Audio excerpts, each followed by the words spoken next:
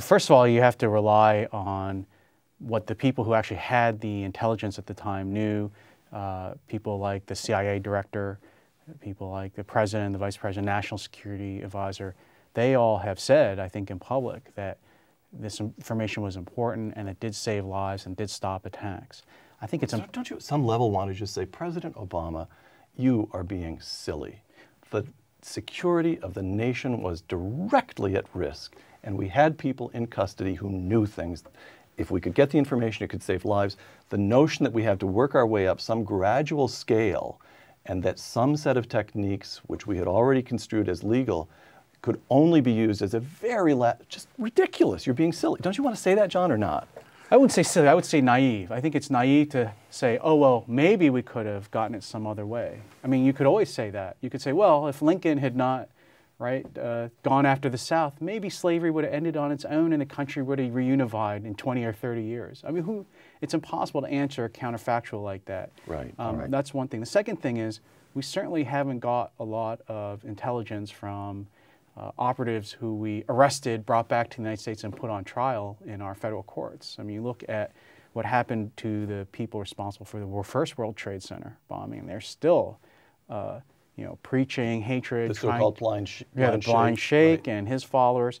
You didn't get a lot of intelligence out of them. So I think if you try to do what I think this administration is moving towards, which is give people Miranda warnings, give them a lawyer, bring them back to the United States and put them in trial in New York City, you're not going to get any intelligence that's going to be of great value. In terms of an ongoing war, I don't think it's a bad idea to do all that stuff when the war is over. But when you're in the middle of a conflict, all that intelligence that you can get, anything that comes out in public is enormous value. This is touchy, John. The case against John Yoo. I want to understand the case and the effect it's had on you. January 2008.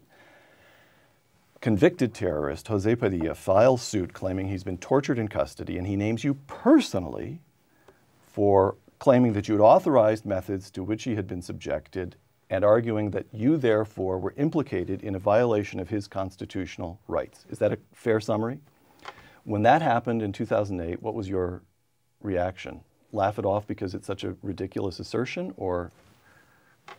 Well, first I can't, get into the direct merits of the case. It's still on appeal. It's still on appeal. But it's not a surprise that, as we've seen almost from the first year of 9/11, that captured members of Al-Qaeda are using our legal system against us. I mean, some people in the Defense Department call it lawfare.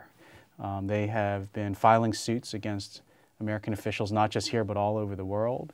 They've been using habeas corpus proceedings in their own trials to force the government to release secrets about what the government knows about them, which is of great value to them.